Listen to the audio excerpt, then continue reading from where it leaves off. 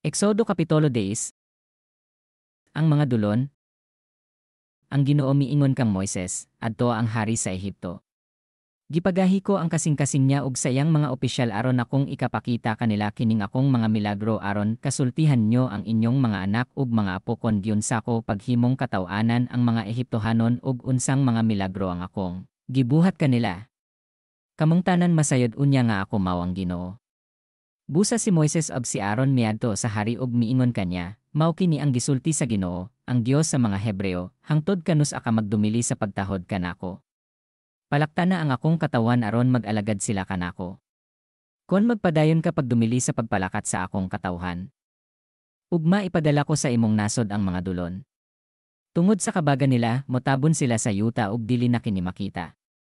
Kanon nila ang tanan nga wala madaot sa ulan nga yelo lakip ang tanan nyong kakahoyan. Mapuno nila ang imong mga palasyo ug ang mga balay sa imong mga opisyal ug ang mga balay sa tanan mong katawhan.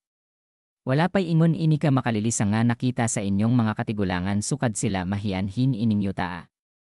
Unya mibiya si Moises sa hari, ang mga opisyal sa hari miingon kanya, hangtod kanus a magsamok kining tawana kanato. Palakta na ang mga Israelita aron mag-alagad sila sa Ginoo nga ilang Dios. Wala mo ba makita nga nalaglag na ang Ehipto? Busa gidala pagbalik si Moises ug si Aaron ngadto sa hari ug siya miingon kanila. Makalakaw na kamo aron pagsimba sa Ginoo nga inyong Dios. Apan kinsa may manglakaw? Si Moises mitubag, kaming tanan maoy manglakaw lakip ang among kabataan ug mga tigulang, mga karnero ug mga kanding ug mga baka kay maghimo kamig kasaulogan alang sa Ginoo. Ang hari miingon kanila, hinaot nga si Yahweh mag-uban kaninyo apan dili ko gayod ipadala kaninyo ang mga babaye ug mga kabataan. Klaro kaayo nga naglaraw kamog daotan. Dili ka na mahimo. Ang mga lalaki lay makalakaw aron pag-alagad sa Ginoo kon mauman ka na ang inyong gusto.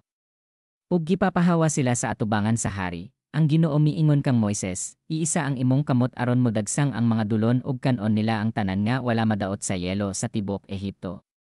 Busa giisa ni Moises ang iyang sungkod ug gipahuros sa Ginoo ang hangin sa silangan sa yuta sa Ehipto niya ng adlaw ug niya ng gabhiona.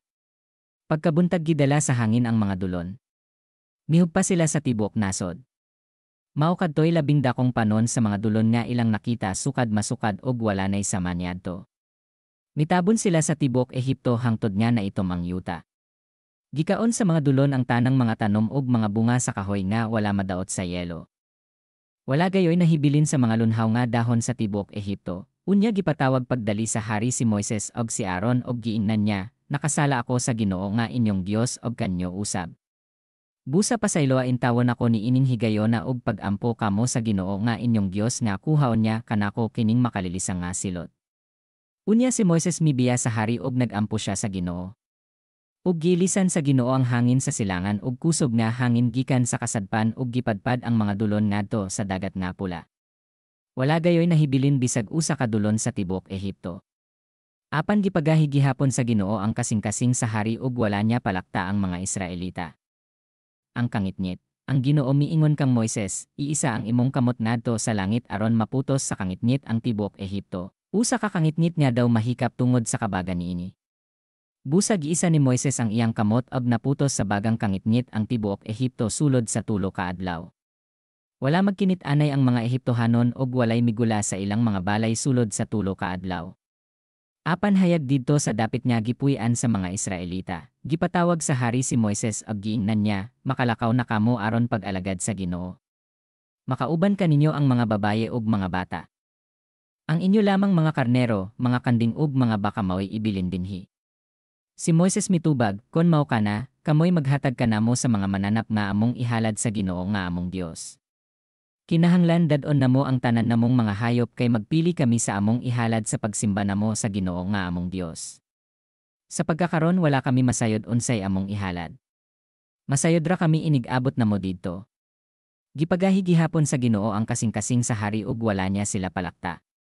Giingnan niya si Moises, pahawa dinhi sa akong atubangan ug ayaw na gayod pakita kanako pag-usab kay kon makita ko ikaw pag-usab, ipapatay ko ikaw. Si Moises mitubag, matuman ang imong pagbuot. Dili na gayod ako makikita kanimo pag-usab.